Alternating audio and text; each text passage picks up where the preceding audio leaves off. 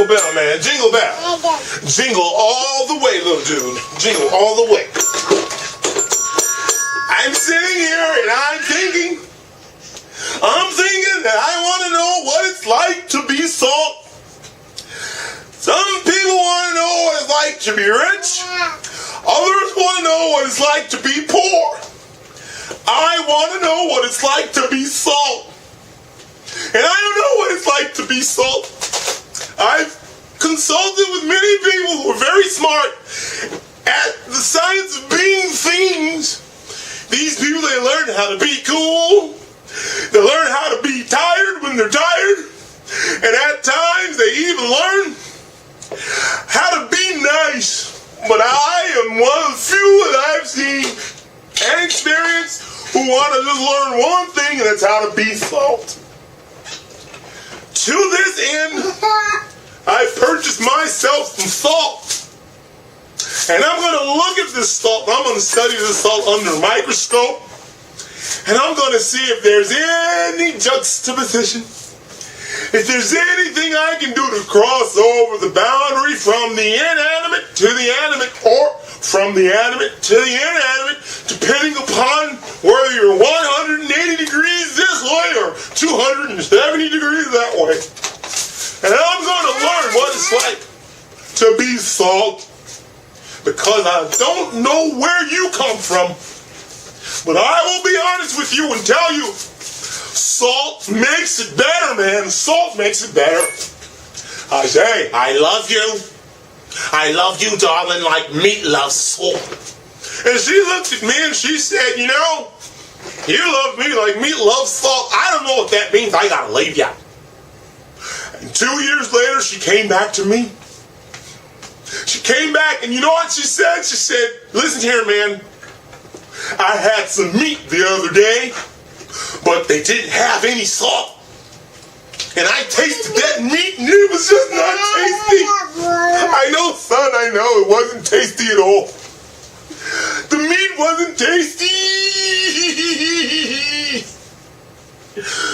So then she realized meat loves salt, and that I loved her. And she came back to me, and she gave birth to my beautiful little boy here. Little boy, stand up and say hello. How y'all doing? I'm his little boy. How y'all doing? Right? We're gonna clap our hands. We're gonna clap our hands. We're gonna clap our hands. Okay, well, I ain't gonna clap my hand, but that's cool. That's cool. So we're gonna learn how to be salt. And when we've mastered the chemistry behind what will make the metamorphosis possible, then I'm going to create a whole race of salt people, and I'm going to give it to him because he's my son. I'm going to leave it for you, man. I know you want the salt. You're too young for salt. You're too young. Your mother won't let you have salt just yet. But you know what you can have? You can have love. Come here, man. Climb up. Climb up. Come on. Get the love.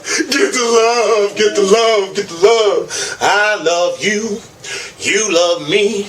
We're a happy family with a great big pound and a jolt from me to you. Won't you say you dig me too? Never do scrap down together no more.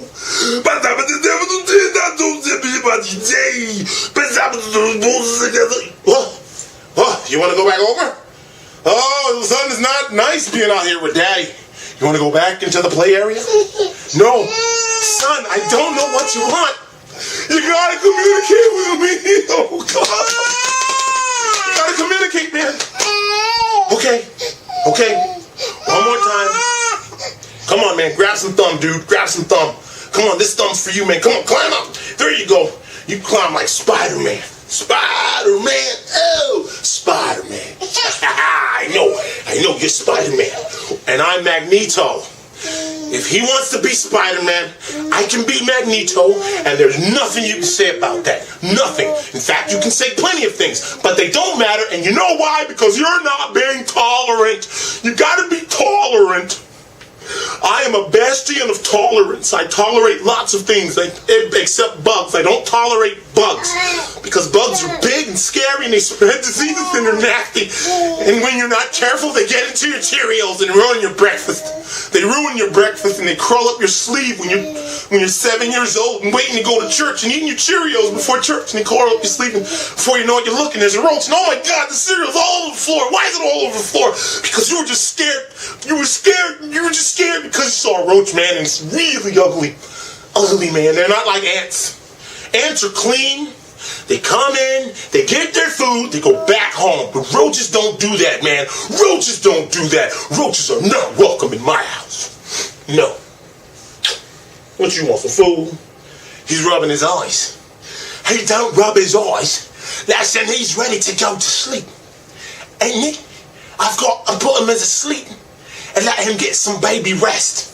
Oh, wait a minute. I believe he's gotten his second wind and he's ready to do that thing he likes to do.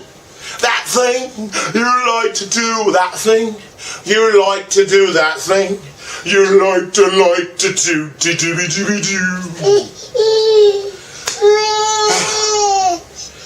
I don't know what to do with you.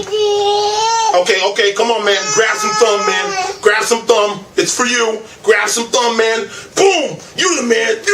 Oh, you know what you are. You a strong man. Well, you know Mean Gene Okerlund. As in, Randy Savage, may he rest in peace. The Macho Man.